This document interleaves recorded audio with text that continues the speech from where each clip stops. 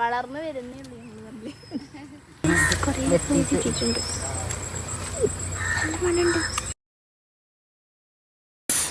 നമ്മളിവിടെ അവിടെ മല്ലികത്തോട്ടുണ്ട്. അപ്പോൾ അത് കാണാൻ വേണ്ടി പോവാം. പൂവൊക്കെ ഇങ്ങനെ വിരിഞ്ഞ് നിൽക്കുന്നതാണ് നല്ല രസം. ഞങ്ങൾ അമ്പലത്തേക്ക് പോയി വരുന്ന വഴിയാണ്. അപ്പോൾ ഞങ്ങൾ വല്യമ്മേൻ്റെ അവിടെ കയറി വല്യമ്മേനെ ഞങ്ങൾക്ക് കാണിച്ചു തരാൻ പോണത്. നമുക്ക് പോയി കാണാം. നമ്മൾ ആ പൂവ് കൃഷി ചെയ്യുന്ന വീട്ടിലേക്ക് പോവാണ് കേട്ടോ. നമുക്ക് ഓരോ പെർമിഷൻ ചോദിക്കാൻ വേണ്ടിയിട്ട് വല്യമ്മ പോയിട്ടുണ്ട്. ആ വീട്ടുകാർ നമ്മളോട് കയറി കണ്ടോളാൻ പറഞ്ഞു കേട്ടോ.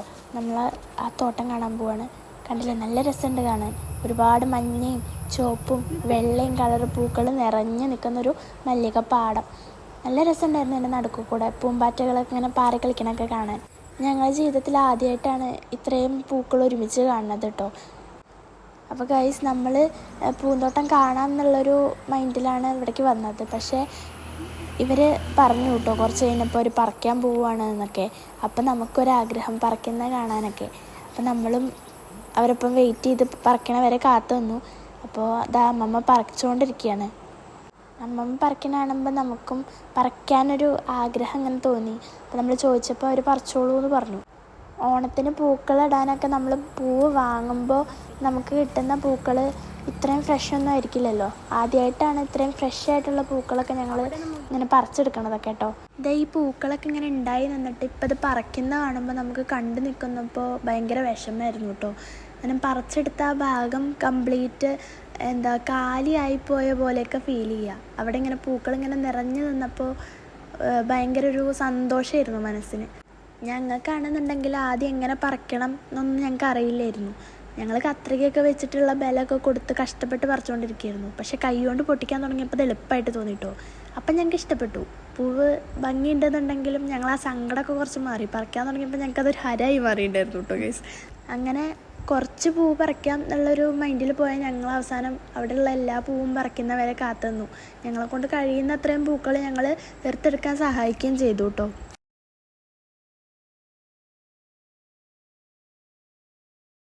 കണ്ടില്ലേ, ഈ വീഡിയോയിലൊക്കെ ഞാനൊക്കെ കഷ്ടപ്പെട്ടാണ് ആ പൂ പറിക്കണേ.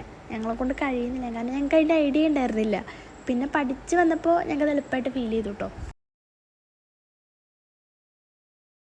കൂട്ടത്തിൽ ഞാൻ നിൽക്കണ കാണാൻ ഏറ്റവും ഭംഗിയുണ്ടായിരുന്ന ഈ മഞ്ഞ പൂക്കളായിരുന്നു കേട്ടോ. കാരണം ചുവപ്പ് പൂക്കൾ കുറച്ച് കുറവായിരുന്നു, പക്ഷെ മഞ്ഞ ഒരുപാടുണ്ടായിരുന്നു. ഉള്ളതൊക്കെ നല്ല വലിയ പൂക്കളായിരുന്നു. നമ്മളെ കൈപ്പത്തിയുടെ പകുതിയോളമൊക്കെ ഓരോ പൂവിനും വലിപ്പമുണ്ടായിരുന്നു. ഇതാ കണ്ടില്ലേ.